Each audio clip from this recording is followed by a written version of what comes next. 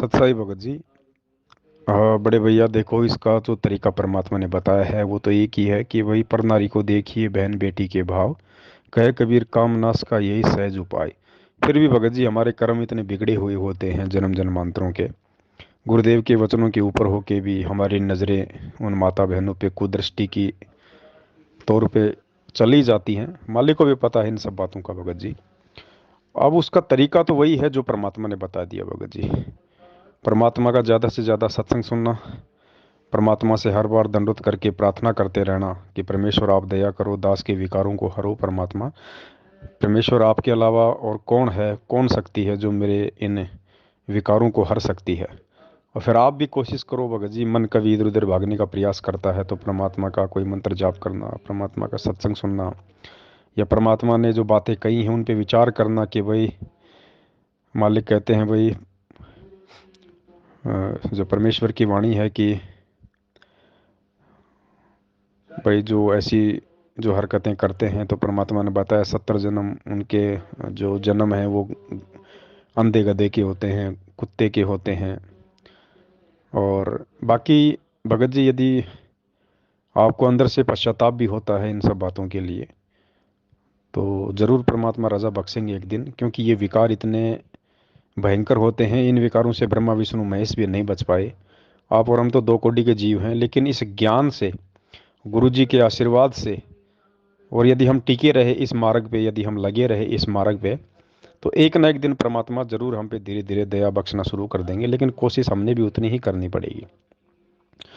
और एक छोटा सा सत्संग परमात्मा का भेजता हूँ जिसमें संघर्ष करने वाली आत्माओं के लिए परमात्मा ने कहा है कि जिनको ज़्यादा विकार सताते हैं, विषय वासना ज़्यादा है, तो परमात्मा ने कहा कि और यदि वो भक्ति पे लगे हुए हैं, गुरु जी से समायाचना मांगते रहते हैं, परमात्मा को प्रार्थना करते रहते हैं, तो फिर गुरु जी कहते हैं कि वो विकार जो है परमात्मा नुकसान नहीं करने देगा।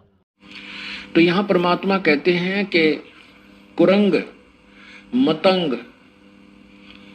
कुरंग मतंग पतंग भरंग और सरंगा है इंद्री एक ठगो तिस अंगा। उन कहते एक एक विकार था उसमें मर गए, और तुमरे संग पांचों पर कासा योग युगत की झूठी आशा। तो बनावटी बात करते हो कि बड़ा योग युगत हो गया, साधना करता है, बड़ा विकार जीते बैठा है, उसके उसने ना जीत रखा टट्टू भी।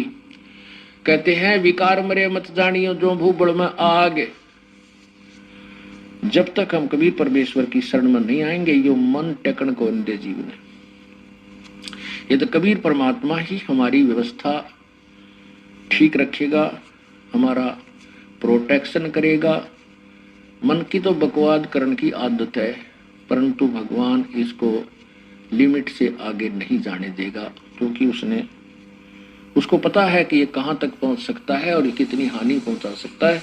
इसलिए प्रभु इस मन को सीमा में रखता है। अब देखो काल ने कैसा जुल्म किया। मनुष्य जन्म दिया तो पांचों बकवाद लगा दी। गाने सुन की आदत मारे में, अच्छी सुगंधित खुशबूदार तेल त्याल छिड़कन की बीमारी मारे में, सुंदर रूप देख लिया उस पर आसक्त उनकी बीमारी मनुष्य में, यानी हर प्रकार की बकवादें। कबीर परमात्मा कहते हैं कबीर कुत्ता 30 दिन रुत पे रह उजास, कामी नरकुता सही ये 6 ऋतु 12 मास। परमात्मा ने मनुष्य को कुत्ते से भी बदतर जीव बताया है। कहते हैं कुत्ता तो 30 दिन ऋतु के ऊपर ही उसके अंदर उत्तेजना होती है विकारों की, और कहते कामी नरकुता से 6 ऋतु 12 मास। इस मनुष्य के अंदर ये भी विकार कोई समय ही नहीं दिया। तो परमात्मा कहते हैं कि इतने विकार, इतना आपके ऊपर काल ने जाल फैला रखा है, तुम समझते नहीं। ये काल का एक सुनियोजित षड्यंत्र है। कबीर परमात्मा ने आकर के हमें बताया है। अब उन्होंने बता भी दिया है और हमें हमारा सहयोग नहीं देंगे तो हम यूजलेस हैं। जिससे ज्ञान भी हो जाए हम कुछ नहीं कर सकते, ना किसी विकार को कंट्रोल कर सकते जब तक परमात्मा की मदद, उसका अंकुश इस मन के ऊपर नहीं रहेगा। अंकुश रहेगा, उसकी मर्यादा में रहेंगे, इस नाम का जाप करेंगे, सुबह शाम दोपहर की सब अपनी क्रियाएं करेंगे और नेक नीति से रहेंगे तो परमात्मा इस काल के जाल से हमें बचाएगा। परमात्मा उस भगत को वो हद पार करने नहीं देगा, किसी न किसी कारण से परमात्मा उसको रोक के रखेगा। बाकी कोशिश हमने भगत जी करते रहनी चाहिए परमात्मा की दया से। और हर स्त्री पुरुष को हम कोशिश हर स्त्री को हम कोशिश करें माँ बहन की दृष्टि से देखने की। फिर ये धीरे धीरे की प्रोसीजर है भगत जी, एक दिन में ऐसा कुछ नहीं होता है, समय लगता है इन चीज़ों में। परमात्मा धीरे धीरे फिर ज्ञान के सुनते रहने से ही हमारे अंदर फिर धीरे धीरे परमात्मा रजा बख्शेंगे। सत्साई सत्साई भगत जी, मन में तो आएगा क्योंकि काल नहीं चाहता ना कि हम भक्ति करें, हम भक्ति पे टिके रहें, हमारी मर्यादा सही रहे। तो काल की तो कोशिश है, काल अपना काम कर रहा है।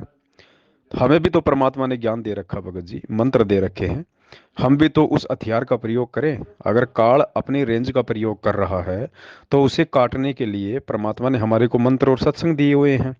खाली मन में इन बातों का आना या ऐसे गंदे विचार आ जाने से जो है नामखंड नहीं होता भगत जी। मन में तो ऐसे विचार आएंगे आएंगे, क्योंकि पहले हम यही काम किया करते थे। तो मन के ऐसे विचारों को रोकने के लिए ही तो गुरु जी ने हमारे को ये जो है वो दवा दी है, सत्संग दिए हैं, हमारे को मंत्र दिए हैं, आरती दी है भगत जी। परमात्मा से हम प्रार्थना करते रहें, ये सभी चीजें उसी लिए तो हैं। नाम लेते ही कोई राजा हरिश्चंद्र थोड़ी बन जाता कोई एक बार में। धीरे धीरे इस भक्ति के प्रभाव से तो हम मन के ऊपर काबू पाएंगे। तो ऐसे विचार आ जाने से हमारे को चिंता नहीं होनी चाहिए ऐसी, बल्कि ये विचार करना चाहिए कि काल चाहता है कि मेरी मर्यादा ठीक ना रहे, मेरा नाम खंड हो जाए, मैं गुरु जी से दूर हो जाऊं, मैं ये गंदा काम कर दूं। तो माता बहनों के प्रति ऐसे गंदे विचार यदि मन में आ जाते हैं तो ज्ञान आधार से हमने डरना नहीं है, बल्कि मालिक के दिए हुए ज्ञान आधार से विचार करना है कि गुरु जी हमें क्या शिक्षा देते हैं कि भाई जो जो स्त्री है उसको माँ बहन की नज़र से देखना चाहिए, पर नारी को देखिए बहन बेटी के भाव, इस प्रकार से हमने विचार करना है। तो बकवाद तो ये करेगा लेकिन शांत भी ये गुरु जी के द्वारा दिए गए मंत्र और सत्संग और आरतियों से ही होगा भगत जी। सत्साई सत्साई भगत जी, कुछ समय के लिए ये सोच के देखो कि काश इस लड़की ने आपकी माँ के गर्भ से जन्म लिया होता, ये आपकी बहन होती, तो भी क्या हमारे आज इसके प्रति ऐसे ही विचार होते। तो कहीं ना कहीं हम दूसरे भाई बहनों को अपने भाई बहनों की दृष्टि से नहीं देख पा रहे हैं, इसीलिए मन में ये विकार उत्पन्न होते हैं भगत जी। क्योंकि देखो ये भी हो सकता है भाई इन्होंने भी नाम ले रखा होगा, और नहीं ले रखा है तो भी भगत जी, और आपने भी नाम ले रखा है, तो दोनों एक ही परमात्मा के बच्चे हुए ना भगत जी, तो आपस में भाई बहन का रिश्ता हुआ। तो मन को इस तरह से रोकना पड़ेगा भगत जी। और बाकी ये चर्बी है भगत जी, ये खाल हटा दो इसकी, इसकी सिर्फ ये चर्बी चर्बी हटा दो ऊपर की, बाकी इस लड़की को ऐसे रहने दो आप। इस लड़की की जो खाल है बस वो हटा दो, और खाली चेहरे चेहरे की हटा दो, और भी मत हटाओ आप कहीं की। उसके बाद आप मुझे इसके ऊपर आसक्त होकर दिखा देना। तो परमात्मा यही तो हमें समझाना चाहते हैं भगत जी कि बिष्टा जिनकी देह में वो मगन फिरे दिन रात। परमात्मा कहते हैं ना, बिष्टा जिनकी देह में, लेटरिन जिनके शरीर के अंदर भरा हुआ है, थूक लार गोबर भरा हुआ है, पेशाब मलमूत्र भरा हुआ है, हाड़ मांस लार भरा हुआ है, और काल ने उसके ऊपर ये खाल लगा दी, सिर्फ ये चमड़ी लगा दी ऊपर, और अंदर इसके पूरा गंदगी भरी हुई है, चाहे इंसान हो, चाहे स्त्री हो, चाहे पुरुष हो। तो भगत जी बस ये ज्ञान से हमने इतना तो हटाना है, ये आवरण ही तो हटा के देखना, और ये ज्ञान जो है इस आवरण को ही तो हटाएगा कि इसके अंदर है क्या। ये चमड़ी हटा के देख लो, फिर मुझे कोई आसक्त होके बता दो कि मैं इससे प्यार करता हूँ, मैं इसके लिए जान दे दूंगा। उस आड़मास के लिए फिर कोई जान नहीं देता। बस इतना सा अंतर है भगत जी, और ये अंतर हटाने के लिए अब तो परमात्मा ज्ञान देते हैं हमारे को। सत्साई सत्साई भगत जी, परमात्मा ने बताया जब हम सतलोक जाएंगे तो काल क्या करता है, जिस चीज में हमारी यहाँ पे आस्था रह जाती है ना, उसी से संबंधित चीजें वहां पे हमारे सामने ला के खड़ा कर देगा। जिस लड़की में आस्था रह गई तो उस लड़की का रूप बना के काल के एजेंट वहां पे खड़े हो जाएंगे आपको ठगने के लिए। अगर किसी लड़की की किसी पुरुष में आस्था है तो काल के दूत उस पुरुष का रूप बना के वहां खड़े हो जाएंगे। अगर किसी की दोनों में आस्था नहीं है तो वो क्या करते हैं, वहां पे जो अप्सराएं होती हैं, परमात्मा ने बताया 72 करोड़ अप्सराएं हैं, उनको वहां पे भेज दिया जाता है साधक को ठगने के लिए। तो 72 करोड़ अप्सराएं, और वो कितनी सुंदर हैं भगत जी। मतलब यहाँ की जो मिस वर्ल्ड होती है, मिस वर्ल्ड, वो उन अप्सराओं के पैर के नाखून के 100वें हिस्से के बराबर भी नहीं होती। वो इतनी सुंदर होती हैं। तो वो अप्सराएं रास्ते में खड़ी कर दी जाती हैं जीव को ठगने के लिए, कि मैं तेरी रानी बन के रहूंगी, तेरी पटरानी बन के रहूंगी, तेरी दासी बन के रहूंगी, हम दोनों मौज करेंगे, ऐश करेंगे, तुझे सारे शारीरिक सुख दूंगी, तुझे ऐसे रखूंगी। अर्धनग्न कपड़ों में नंगी भी हो जाती हैं। तो भगत जी सोचो, यहाँ पे ये 2 कौड़ी की अंजू मंजू से हम नहीं निपट पा रहे, इनसे आस्था नहीं हट पा रहे। हाड़ मास के गू राबड़ी भरी इस शरीर में, टट्टी पेशाब भरा, हम इस शरीर से आस्था नहीं हटा पा रहे। उनका तो नूर का शरीर है भगत जी, उनके शरीर के तो आर पार देखा जा सकता है, और उनके अंग विनंग परमात्मा ने बताया ऐसे हैं। बड़े बड़े ऋषि महात्मा चक्कर खा के पड़ गए। तो भगत जी हम उनसे कैसे लड़ेंगे जब यहाँ पे हम छोटे मोटे हाड़मास के शरीर वालों से अपना पीछा नहीं छुड़ा रहे, जबकि पता है कि इस चमड़ी के नीचे क्या है। टट्टी है, पेशाब है, मलमूत्र है, थूक, लार, हाड़ मांस, लहू। हम यहाँ आस्था नहीं हटा पा रहे भगत जी। सोचो, क्या हम त्रिकुटी तक भी पहुंच जाएंगे क्या? सतलोक तो फिर बहुत बड़ी बात है। तो परमात्मा तो हमें ऐसा बनाना चाह रहे हैं।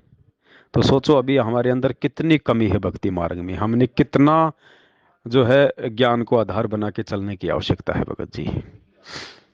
परमात्मा के सत्संग सुनना अलग चीज है, उन पे विचार विमर्श करना अलग चीज है भगत जी। तो परमेश्वर दया करें बड़े भाई, मालिक के वचनों को थोड़ा ध्यान से सुनो, समझने का प्रयास करो। नहीं तो भगत जी बात बिगड़ जाएगी। फिर यहीं पटक देगा काल, उस अंजू को भी कुतिया बना देगा, और फिर आप तो बनोगे बनोगे, और फिर यहीं चक्कर काटते रहना दोनों पूरी जिंदगी। फिर कोई भी, आप जी हो चाहे मैं जी हो चाहे कोई भी हो, इशारा सबके लिए है। सत साहिब जी।